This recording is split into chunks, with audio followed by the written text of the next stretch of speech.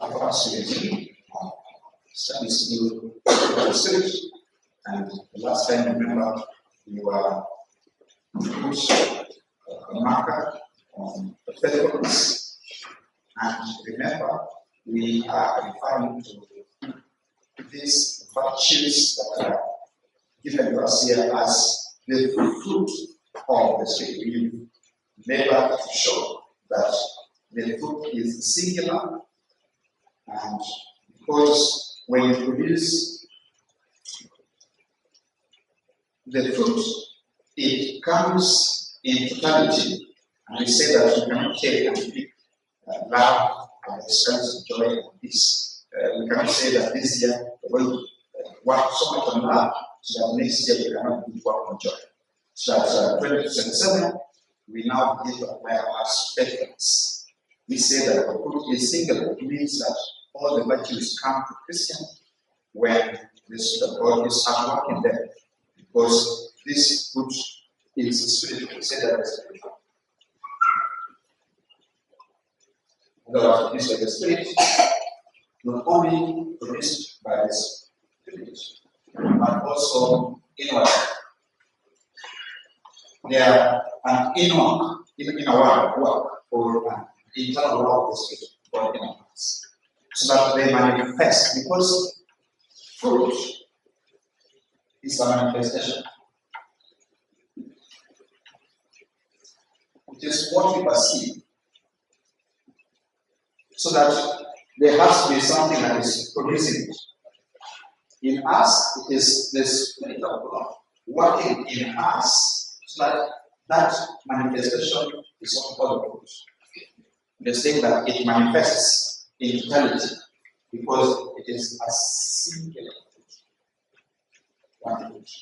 So that all these virtues that are given to us here must manifest the life of a Christian who is keeping in step with the Spirit, who is walking by the Spirit, who is living by the Spirit in verse 25. In other words, this is what happens when one is walking by the Spirit. This is what happens when one keeps in step with the Spirit. Obviously, it means that one has, first of all, received the Spirit. And we saw that in chapter 3, that because we are all shaped, look at it in verse number 12 in chapter 4, where he notice what we are.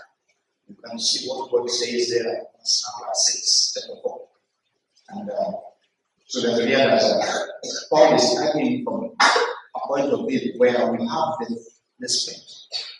The assumption here is that this individual has received the blessing, the promise of the Spirit. Verse number 6. And because you are sons, that is the reason. And because you are sons, God has sent the Spirit of His Son into your hearts. You see where the Spirit is. That's why the work of producing the fruit happens in the heart, inwardly, some internal, where the Spirit dwells. The Spirit dwells in our hearts. God sent the Spirit where? In our hearts. And it is in their heart where the fruit is produced. Then it manifests in terms of character. So what is in here is character.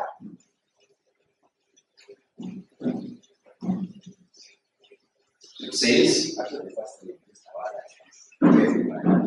yes, produce.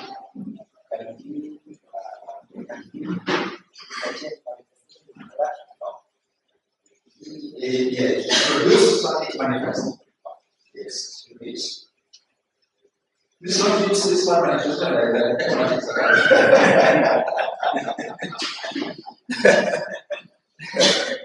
You're talking about character, what people perceive when you interact with them. Think about the manifestation of gifts, of the character.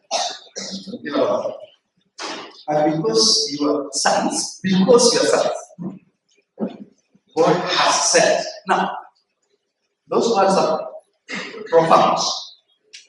The reason we have the Spirit is given to us, this verse, and because you are sons, God has sent, not God himself. It's done. It's accomplished. God has sent. You get the text there. You're not waiting for him, okay? In our hearts. Because we are sons. So what is important is becoming a son of God. As soon as you become a son of God, God does what? It is his obligation, it is his prerogative now to act in his capacity as God to send his Spirit. So that you are passive in the receiving of his Spirit. Don't now go to God and ask him, God, now that I've believed, now please give me the Spirit. He says, because you're sons, as long as you're a son, God has said, guarantee the Spirit of his Son into your house. Why the Spirit of his Son? Because he had promised his Son the Spirit. That is an inheritance of the Father who promised his Son. Now the Son shares his Spirit with us.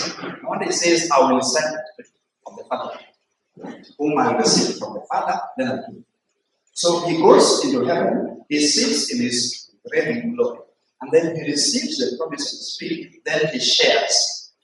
As who? The firstborn Son. So that we identify with Christ Jesus by the Spirit. What he has, he shares with us. Remember, we also become sons, so we share in his sonship. Then what he receives as a heritage from the Father is the Spirit. Then he shares with us. That's why he has to go and he has to come and conquer. He has to receive those promises. Then he shares them out. There's no wonder Christ had to glorify first of all before he received the Spirit. So that the Spirit of God is called the Spirit of God's Son, because it's one who gives you. He shares with us. In other words, one can share in the sonship of Christ and then fail to receive of his blessed blood. So this thing is really shared that in our case it is by adoption, for him it is by authority.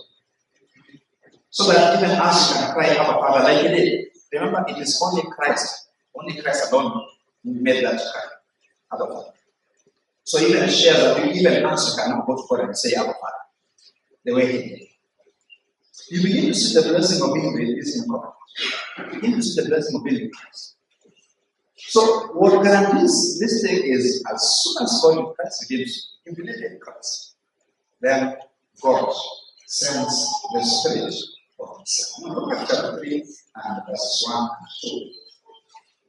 And then verse 2. Chapter 3 Galatians, chapter verse 1 and 2. And then we see verse 8. It is the book of Galatians.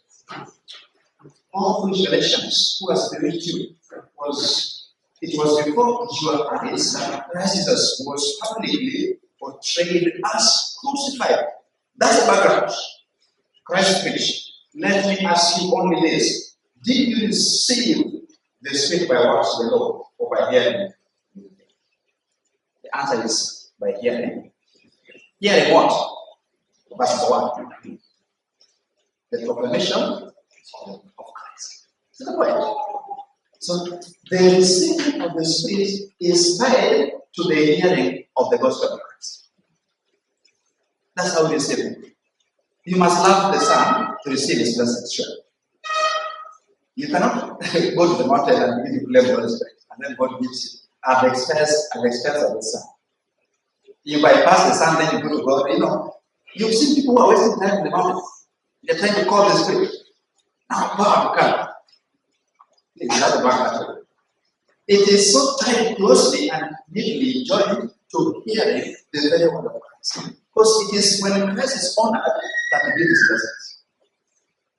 And he is honored by hearing what he says and believing him and trusting him and hearing him. So that in verse 14, it says from verse 13, Christ redeemed us from the curse of the law by the covenant cast for us, for it is written, cursed is everyone who is uncontrolled. So that in Christ Jesus, in him, union with him. The blessing of Abraham might come to the Gentiles, so that we might receive the promised Spirit. Faith that is in Christ. Okay? We believe in Christ. The moment someone puts their faith in Christ, God gives them the Spirit. The Spirit. So that confirms our sonship. So that is what Paul is saying in Romans 8. That what confirms our sonship is the receiving of the Son. But it is Romans chapter 8, the verse number 9. Then you see that Paul is very consistent when it comes to creating this new covenant teaching. Romans 8, 9, 7, 8.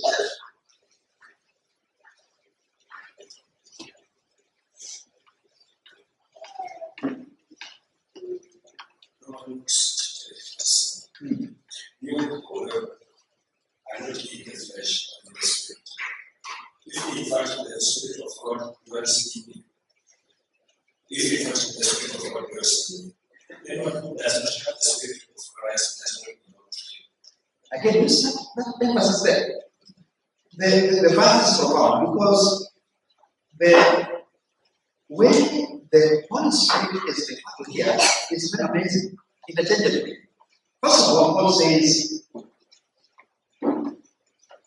you however are not in the flesh, but in the Spirit, if in fact the Spirit of God. Yes, then it says again, anyone who does not have the Spirit of Christ, the same thing, okay?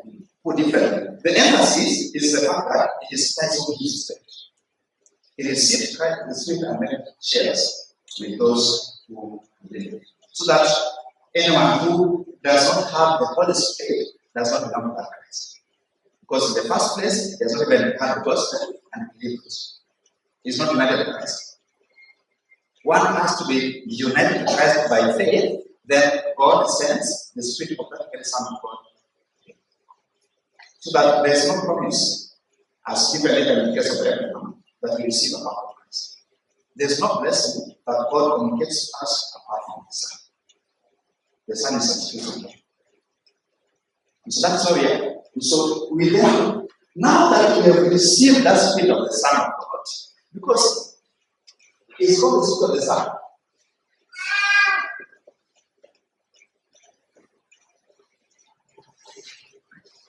So that because it comes from the Father and the Son receives the Spirit from the Father and then shares the Spirit with us. But also, the Spirit of the Son ensures that we are conformed to the image of the Son. That's why also it's called the Spirit of the Son. It conforms us to the image of the Son.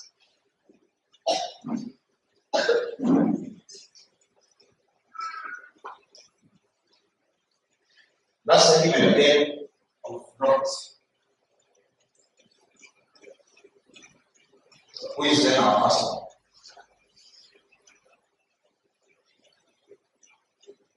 Father.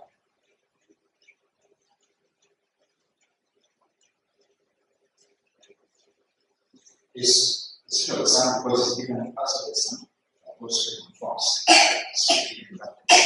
So yes, Christ has special benefits when it comes to the blessings of God. It speaks to his enemies. Remember, he holds the highest position in the family as the pastor. So he receives the inheritance so that we become co-heirs with Christ.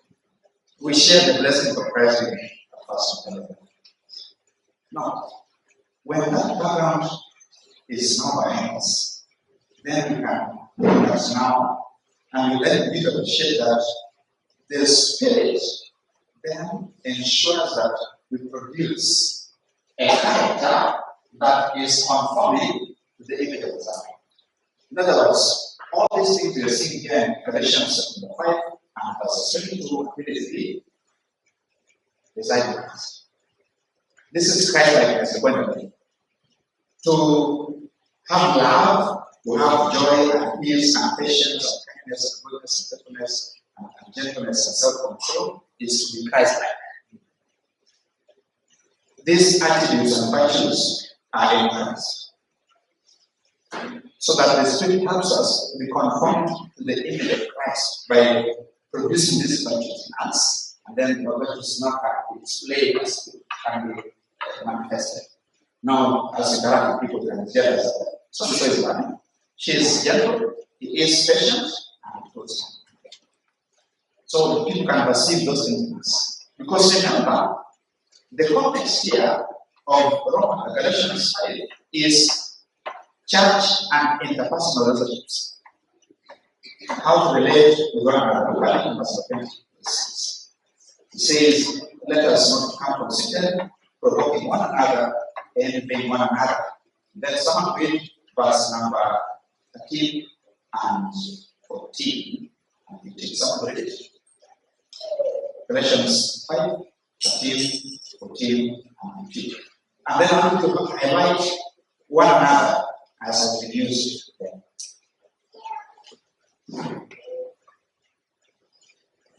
Verse 13. We are called to be brothers. Only not using you as an opportunity for the flesh, but love, someone with one another. For the Holy Ghost will be one Lord, shall love your neighbor as yourself. But if you like to be one another, watch out that you are not consumed by one another. This is the emphasis one another interpersonal and church relationships. So the question has to be, how will it be possible?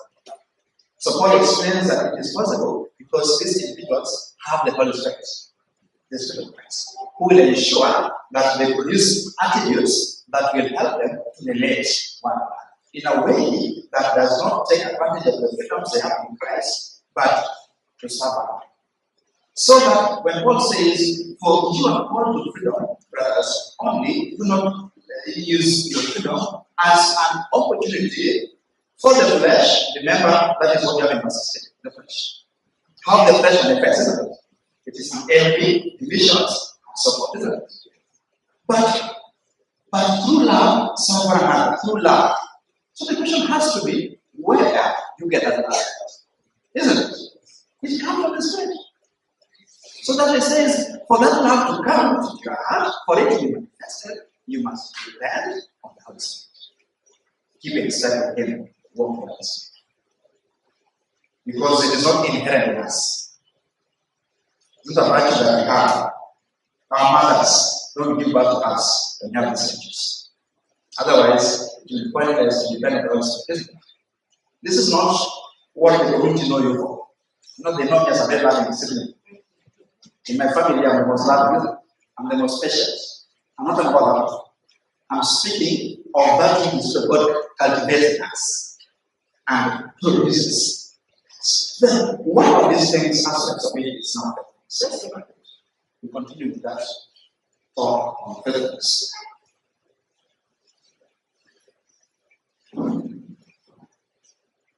Now we are looking at this. So because that was 2025, now we are 2026.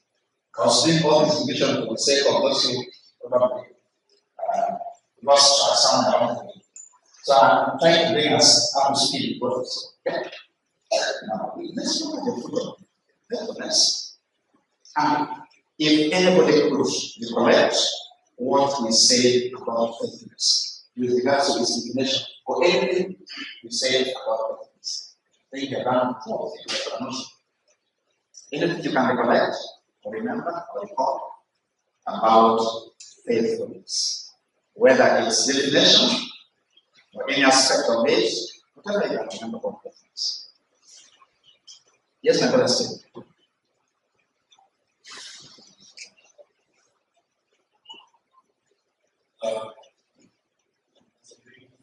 Steve. It says that faithfulness is testimony is given about something in regards to their reputation, or being someone that can depend on, someone that is trustworthy, and someone is relying.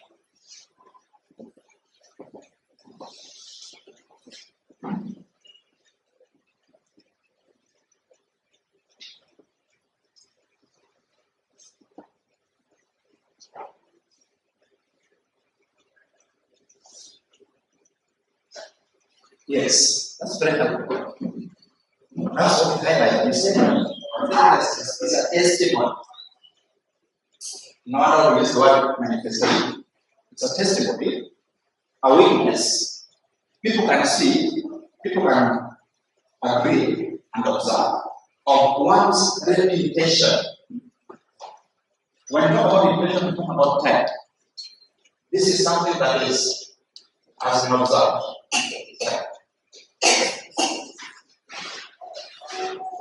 So, for example, you can't, for someone to say that so and so is always punctual, what does it mean? Is punctual, what does it mean? What makes you conclude that so and so is punctual? Yes? Well, that conclusion will be made from observation and consistency of the person in keeping time. It's an observation made because of consistency. It's a conclusion.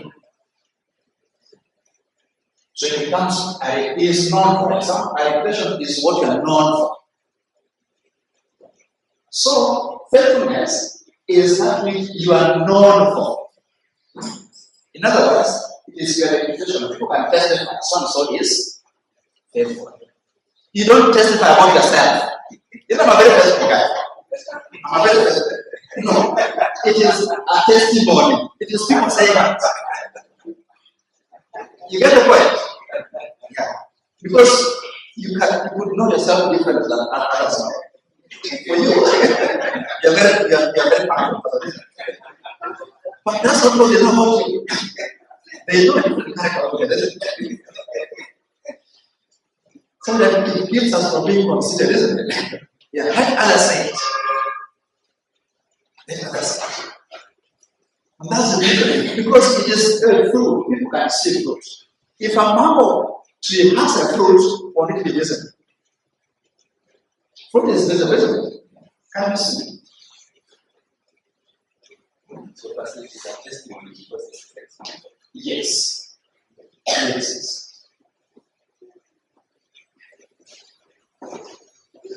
Display. So that you can see, and then it is them who will say, some soul is a faithfulness. They observe you. For example, how will you tell that I'm a faithful pastor, except that I come here and serve sometimes? I can't just come and meet a very handsome one. Then I say, that's a faithful. How will you tell that I'm a faithful preacher? You have had me preach and preach and preach, and you cannot go. Conclude. Having happening is a faithful preacher. I get the point. You can't be quick and rush when saying someone is good. You see it in other sides. So it has the conclusion. That person has been consistent in displaying that fruit. Then you can conclude. So. Another thing, remember, we are observing some of the things that are did. So you have to be trustworthy. In calls the dog, you can even give instances that will help you conclude that. So the point. So when God is faithful in the Bible, because the Bible says so, we have evidence, you can say that on the basis of what God does, how He operates, we can conclude it. For example, You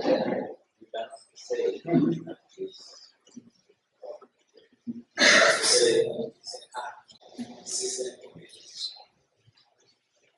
let me put that something.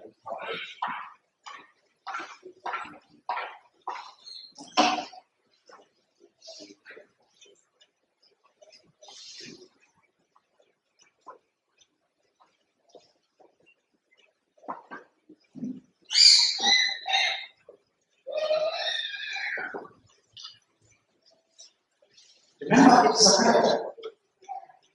Very important.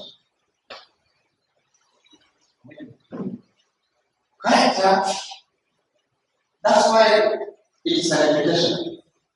A character is not something you do today and then you can make a very false conclusion. It is when you can put everything together and say, so and so is always like this.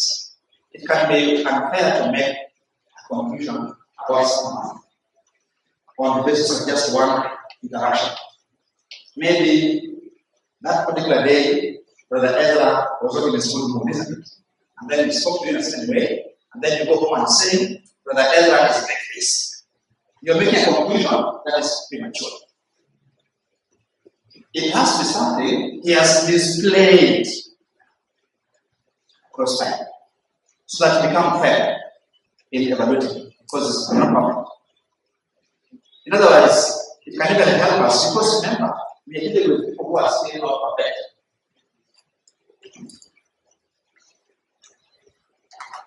Perfection has not come. So then how do you deal with the situation whereby someone is imperfect, yet he is faithful? It can't be that you are making a conclusion on the basis of just one incident, one interaction.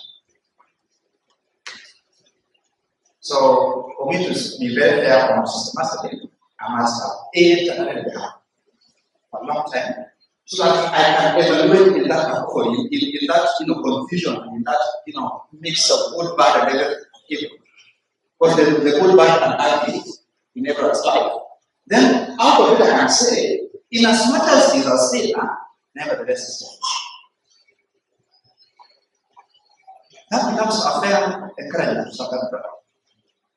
Otherwise, we will dismiss everybody. Because perfection has not come.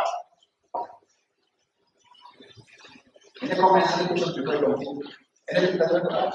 Yes. This. Pastor Elias.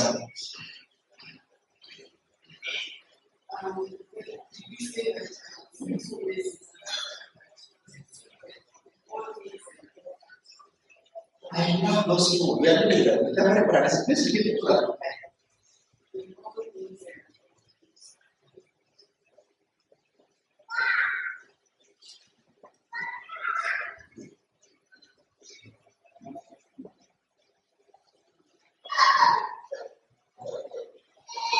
We say that faithfulness is not selective, okay? That when it comes to the things of God is faithful, but when it comes to family matters, amen. So that you get the point that when it comes to preaching, also is not faithful. But when it comes to his own house, he's not faithful. You get the point? So that because I have anointing, I'm breathing with power, it does not matter my conduct, my character. Do not touch the anointing. Touch not. Do my prophet. Surely, it must be faithful in all areas of life.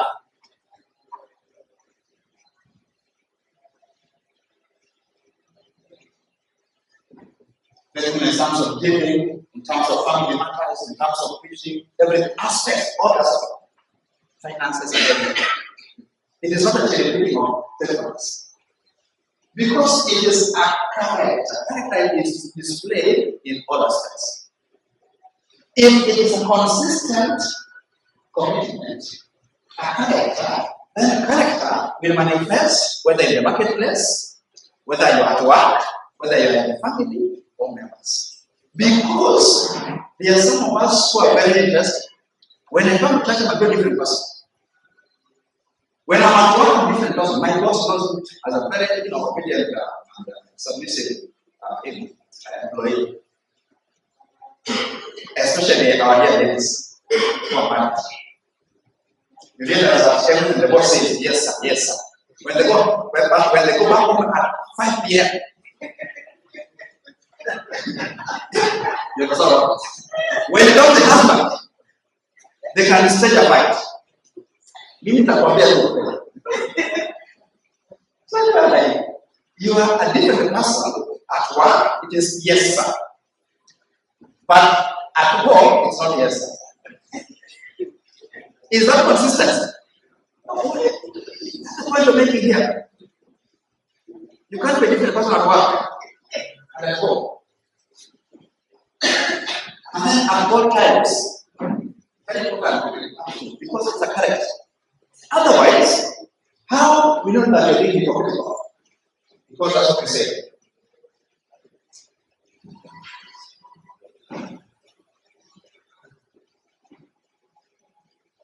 You know, you can fail a character. The problem with failing is trying to be hypocritical is that you always forget. So you know how to sleep that stage.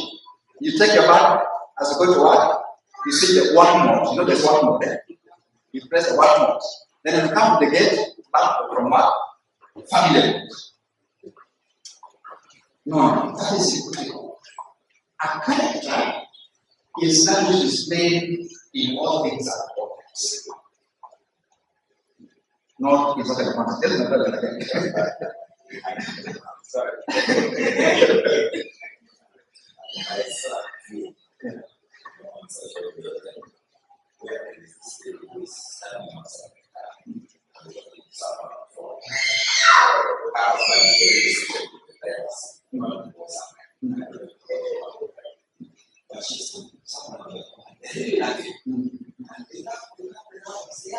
Nice day, okay, bye. She gets it and she has a brow. Some unique sleep. Yeah, she doesn't just I mean, check out what I say. But when the husband says, honey, what is it? You don't know how the switch works. It's quite a very fast message. That's not correct. Character is displayed at all times in all things. That's what is character. It is not that. You cannot fake the finish. The spirit has to actually work in you. You get the point? Yes. Let yourself be fake. For the sake of that job, for the sake of keeping your name, whatever it is, because there's a motivation, you that person the one. Someone goes later and says, I'm a very hardworking, I don't need supervision. I can work without supervision.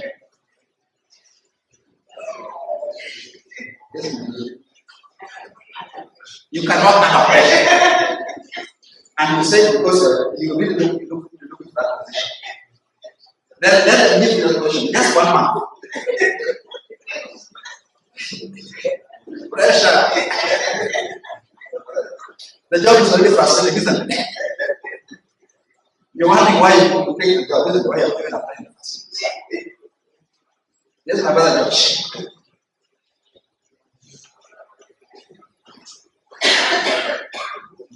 how they respond to psychologists who say that someone has a bipolar disorder, anxiety disorder, and therefore they switch from one end to the other end. Psychologists say that people who are rent who are working and avoid the income. So how do you respond? I think, okay, so there's a huge time. One of the things I realized with psychologists is they don't know how to get man out of the book when it comes to sin. My problem with psychological counseling, especially counseling, is that they know how to get man out of the book. Inherently, you are not the problem. The problem could be how you're brought up. Okay? The problem could be the person you're dealing with. So that you require, what you require is not a change of character, but a change of environment and circumstances. Is that not psychology? They don't believe that man is depraved. You are just a good person. The problem is that you are in very bad circumstances. Kama angefanyiwa hiyo angefanya hiyo. You get the point? So they try to get it off the hook. And so they come up with ways of explaining the sense. Because psychology does not know what it is. In their vocabulary, in their dictionary, they lack one concept. They try to look for name. Please give me names that they give to say, for example, economics. And instead, it's not safe. They give a name. Short forms, shortcomings, error. Yes, weak. Yeah.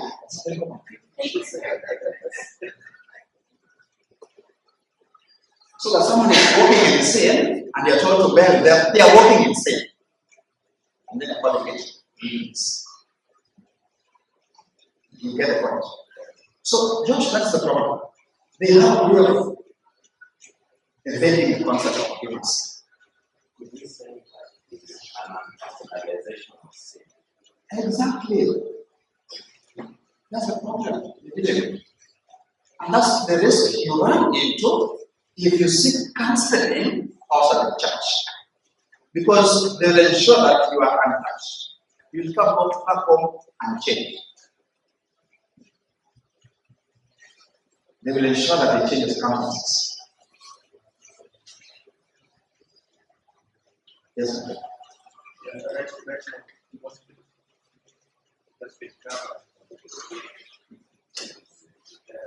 Especially someone who is broken. The government person, it's not that government tend strong. So now it's okay.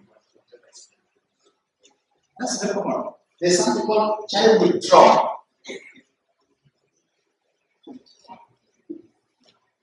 Are we close to respect God?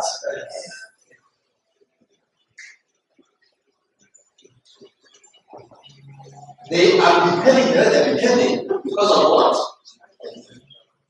We have a way of explaining our behavior. They are stealing because their parents never gave them some money. Yes, sir. I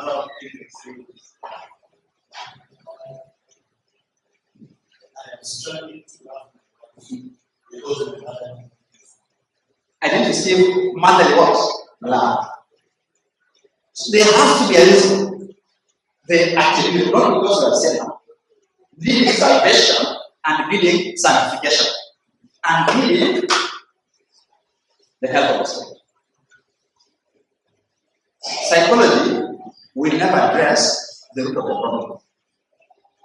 They will try to make a better person. It is no wonder we have some preachers, whether across Kenya or out of the country, that have specialized in psychology. There's something called Christian psychology.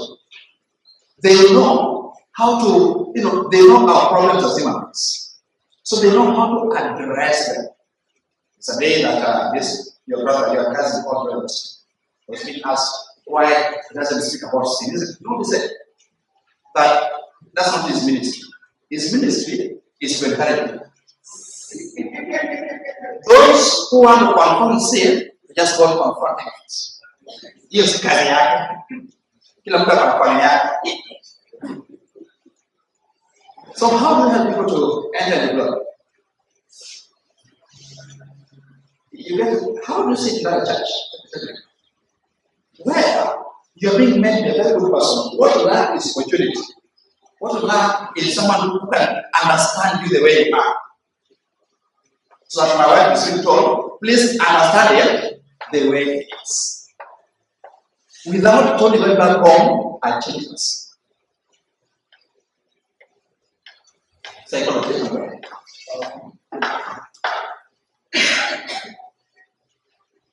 The other problem we see in support is Yes. so how do they answer the question of things? Everyone is having an account. As part of this space, it's just a time one document with how you be accountable. Is that the case? Yes, that's the case.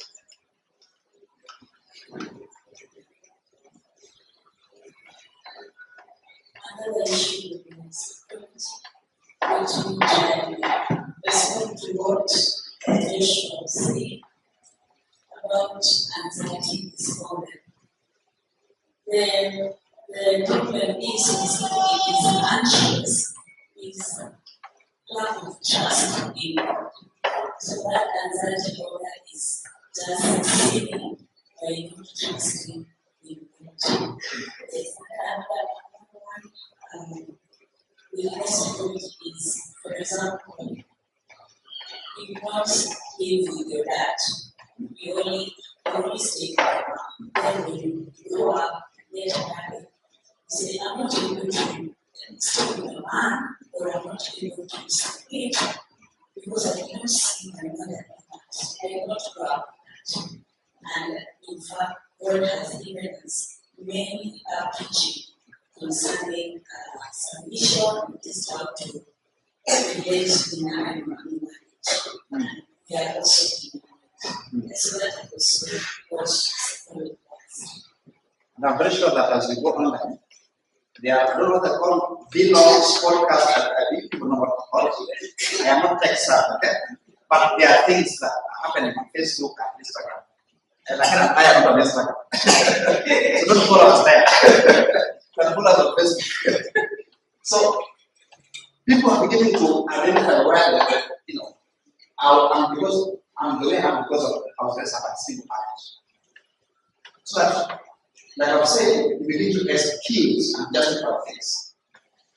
What's the challenge? Why this religion is because in real life we know that these people who are as Messiah that there are ladies who do not have the benefit of living with their families, maybe because of death or separation. But they can't others and wonderful lives. There's no reason. But there are also ladies who have both their mother and their father. But they can't help to be really bad lives and really bad mothers. So surely, this argument really does times away from accountability, as the victory would say. It has away from accountability, problem, marriage, human because they are men who have both the father and the father wants. They eat their life, they just the rest are terror in their houses. But they are also people have the father. Maybe they will have people how do you say that? If it's a question of time, so again, if it's a question of time, so those of us who know the corporate management, that was strong, wasn't it? Who repeated so they are not that's how you roll. Okay. Even if not smile. And how come that many of us, by God's providence, have handled just ordinary okay people? So I want to say that it is the right to be accountable for us. That was the problem. Yes, my brother. We can go back to the Lord in the garden where two people try to apply psychology. As in text to be seen, it says just of the woman that you bear to me. And the woman also says that seldom rejected. But after all, we find that psychology has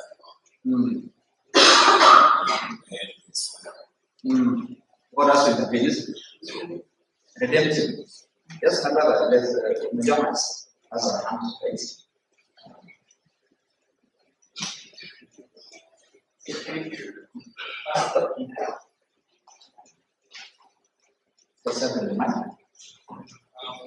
Thank you. So, Loving the discussion, but what is coming quickly to my mind, let me confess that I disagree, but I'm not psychology now. But what's coming to my mind is how then can we accommodate any psychologists nowadays, assuming that we are if nothing, maybe a counseling psychologist who is a Christian. And I think we really are their accommodated in this context. So you're saying they're done and dusted. Who will respond to that?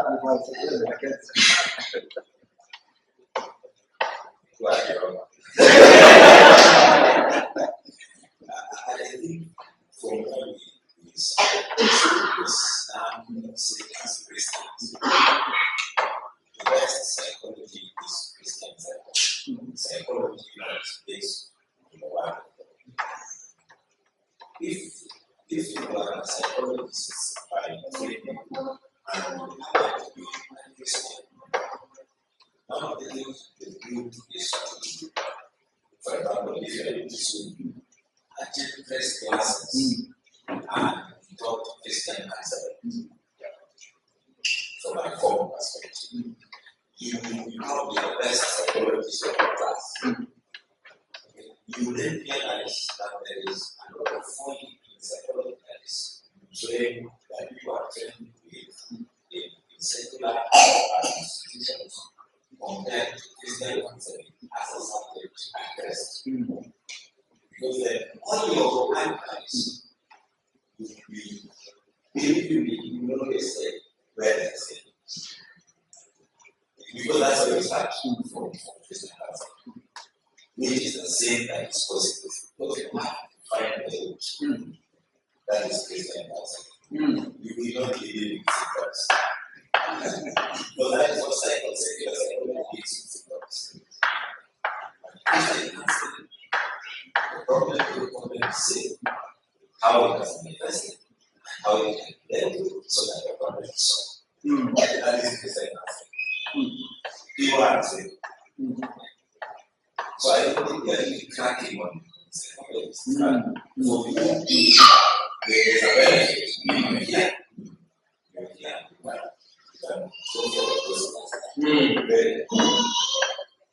So, brother, there's something that I hope you're right.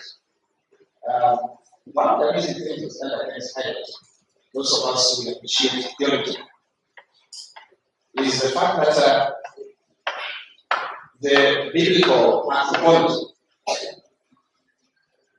is very amazing.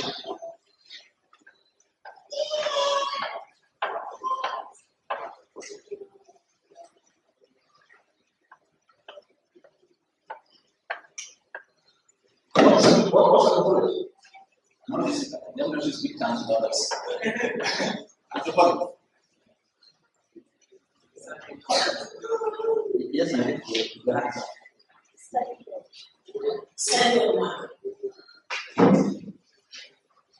now, when we talk of biblical anthropology, we are not looking at man, but we're saying it's a fallen man. Okay? Because there are also things that man is not fallen. So, secular anthropology does not factor in the fact that man is fallen. And then how to deal with the fallen man is our next issue. Because they talk about sin.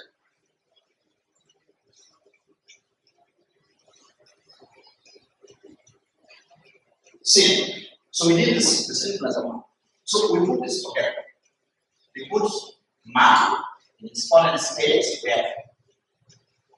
In biblical counseling, we look at man in its fallen state. It's a point we can see. Man in its fallen state. Now, man in its fallen state cannot be advised. Man in its state does not require advice. man in his body state requires change, renewal. Okay? So I can advise her, please quit drinking, quit smoking. Something that she can quit. That's an advice. But you see, when we talk about change, we talk about character. You're dealing with the problem from the root and self tendency. So that what you can say is the problem of man in terms of what we perceive outside. Out of the balance of the mouth. So this individual is speaking all those things is speaking because these things are in the heart. The other psychology looks at those problems as external. Biblical psychology says the problem is in terms of the heart. So if this person is to change, because change is the issue, change, then the heart has to change. Now the question then that has to be asked is, how does the human heart change? The human heart does not change by good advice. The human heart requires a supernatural divine intervention. God has to intercede. He has to come out to transform that soul. It's no wonder that individual, first and foremost, must be born again. So that from having been born again, he is now being renewed. That is biblical counseling. Man has to be first of all born again, then the born again man is now being renewed. Now, that is not what secular counseling does. That's the problem. So they are quite your words apart. If you ask what to do, I would encourage you to reload. Go back to study counseling and especially zero in on biblical counseling. You really understand the words apart. Because one appreciates man in his current state and becomes. Yes, what the questions?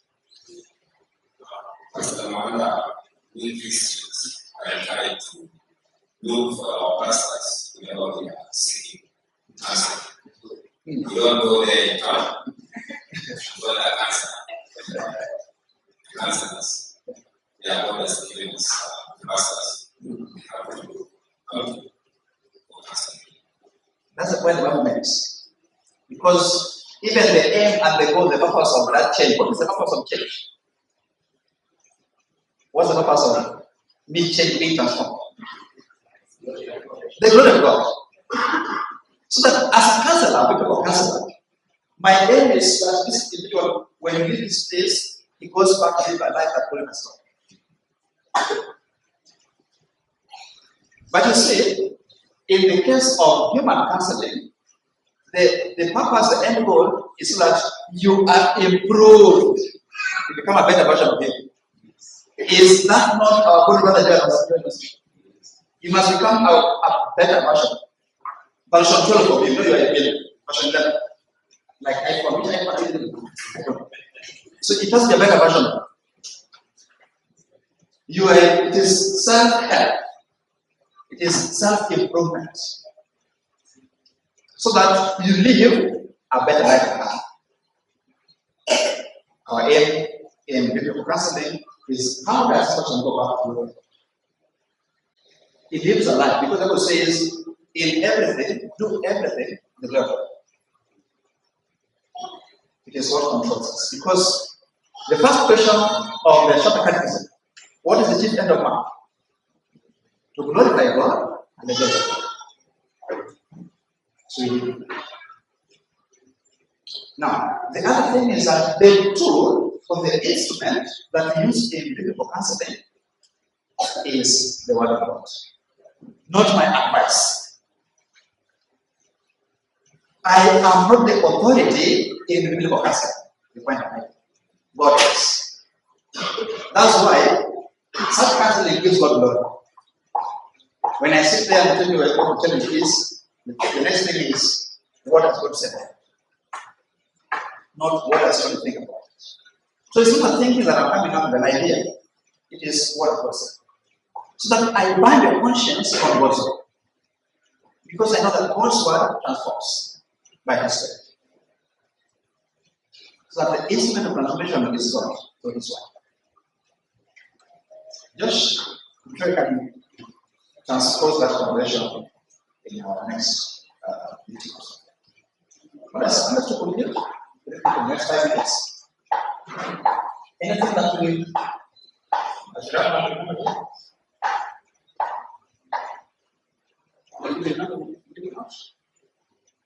we'll look at how this applies, definitely applies with regards to commitments, covenants, and contracts in Sunday. We talk about allegiance and pledge.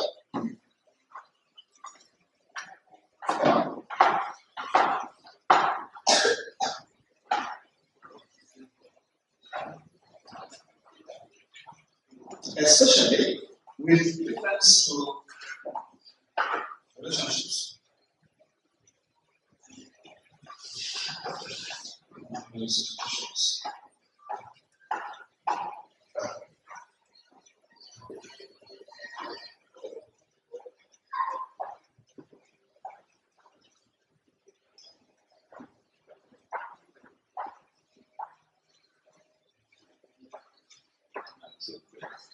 And truthfulness.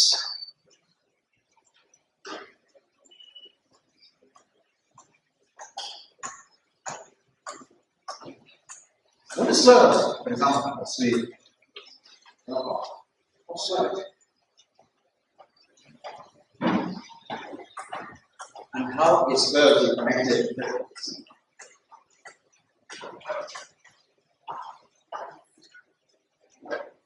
Loyalty, yes, brother.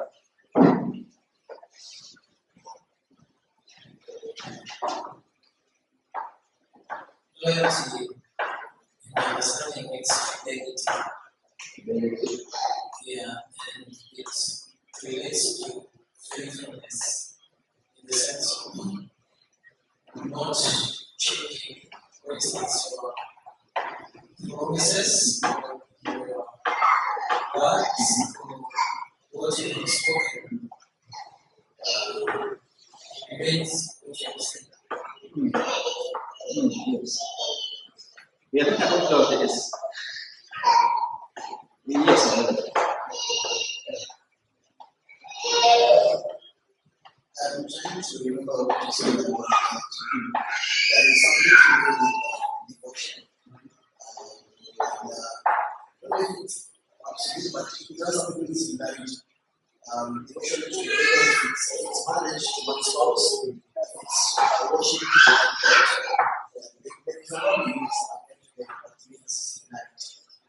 There are two E's. exclusively. Regardless.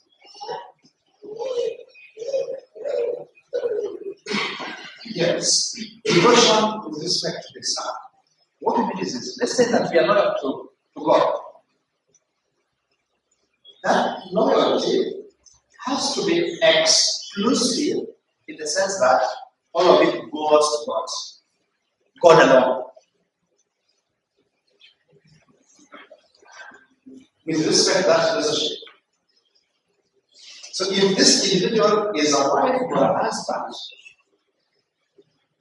the commitment or devotion is exclusive in the sense that it is one person alone.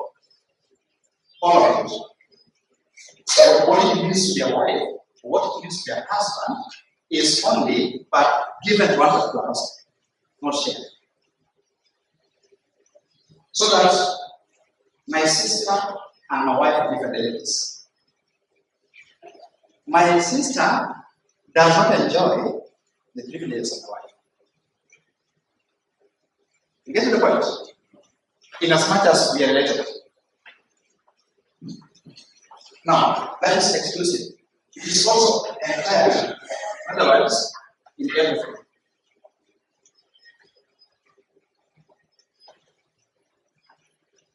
Now, what God says, you shall love me with what? All your heart, word, and soul. All. All. That is source. That's what. In other words, I shall be the only God of God. I shall have no other God of God. Apart from me, there's no God. That is fidelity. That's the difference. That's what it is. And so, those are the elements of faithfulness that the Spirit of God helps us to cultivate and produce. He is the one who helps us to be loyal to God. Because remember, we look at this next side of Williams in the covenants. We look at covenants, commitments, we look at contracts. The problem with the nation of Israel was lack of this. You're faithless. You're unfaithful. They're not loyal to God. As soon as God removed them from captivity, they made for themselves a God. They get worship. Even before thanking God and everything else. So you see how that this helps us. How the Spirit is the one who then helps us even to be that loyal to God. And we say that loyalty and allegiance is especially seen where there is competition.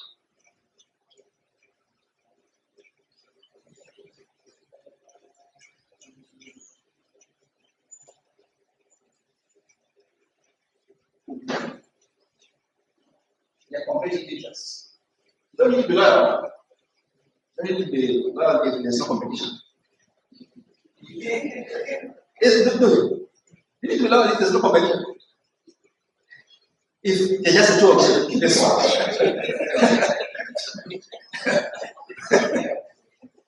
See, put a compare. The concept of loyalty presupposes what? It means that in this universe, other people and other things will also claim to be God. It's competition. Okay, that's why we said last time that faithfulness is a challenge. It's a challenge, isn't it? Because we deal with a lot of decisions we made, isn't it? Competing interests. Who is a lot of customer, for example? It means they can pass a lot of the shops, isn't it? You are dealing with shop 10, they're living next to shop 1. So they pass shop 1, shop 2, they just call them. Is that not faithfulness? That's not And sometimes competition results in enticement. For some reason, I don't know why the ones that don't have are the ones that are always very enticing. So that loyalty becomes a challenge, isn't it? You think like making a decision again. So for many, if you already made a decision to buy this one, and then you put a day pass, there's another one that is more appealing. In the case of the Israelites, they were like, let's get another one. You can easily change your mind. So that loyalty ensures stability. It ensures the stability.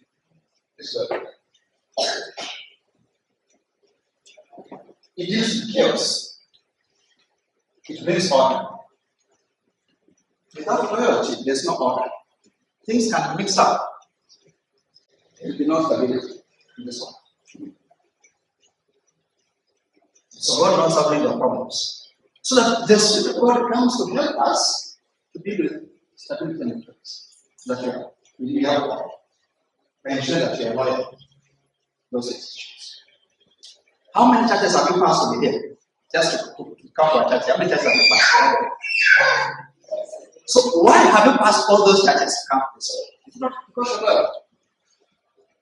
Sometimes they have better music than us, isn't it?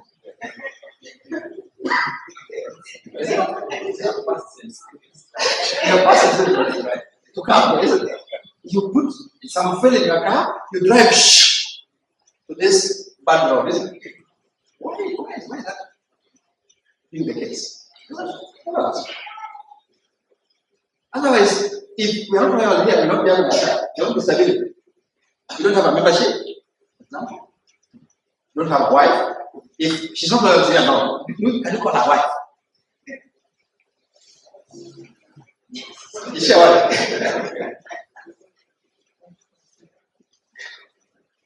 That's the point. Yes, Mr. Bill, yes, my brother Josh.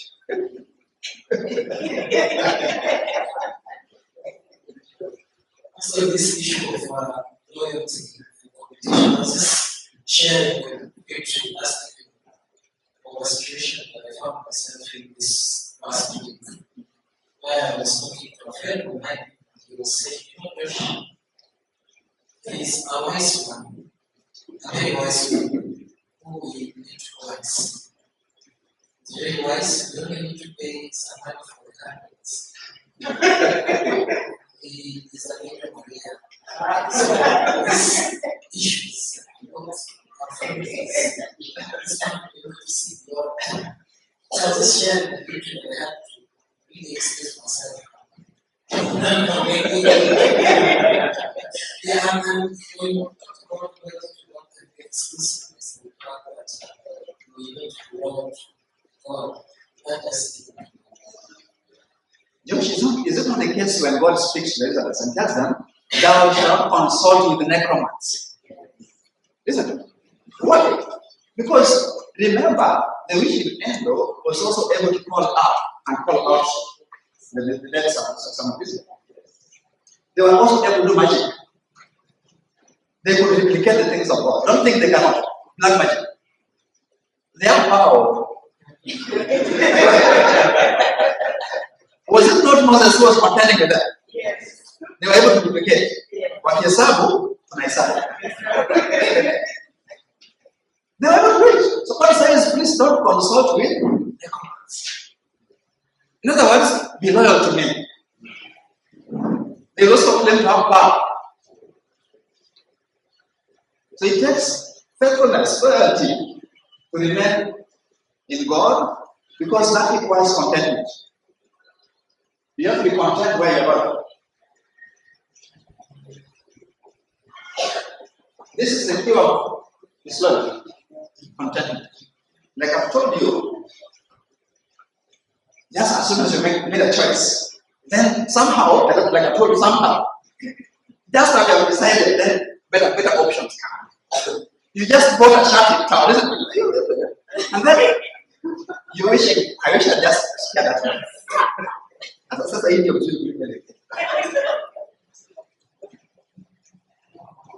competition, isn't it? It's real. How many of us here are being poached from work? It is not very, you can, just working for the same company, even for years, not easy, I'm telling you. Because their interests, competing interests. You can easily work in 10 companies in 1 year.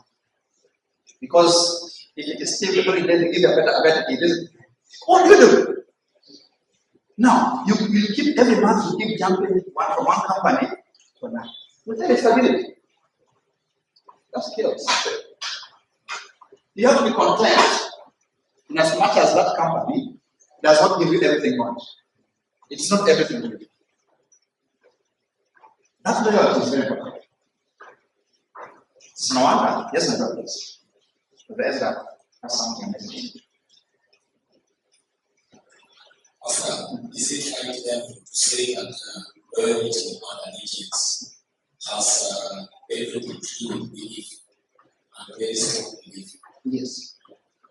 For example, if you look at the example of the Gabriel's passing 16 in Qur'an, if you again believe that St. Stephen is a more biblical church and stability biblical than us, he will be a pastor. Yes. It is because we believe that we strive more. Yes. Yeah, we believe better, we struggle better, Yes. right? And he passes to come godly. Yes. Otherwise, he would have been loyal. That's how he said Ezra, precisely. That's why he said that when it comes to loyalty, it is a choice, a decision. And you have to wrestle with it every day. I'm telling you, those I'm sure you're like me. You have to keep on choosing to live every day. It is a conscious decision. Why? It's a competition. You have to make still bring it. So it says you have to call a meeting with yourself. You call a meeting with yourself and say, even today, she has done all the somersaults to me. But hallelujah, so you say hallelujah. Otherwise, then the chaos is one. Not the other. It is a conscious daily decision and choice.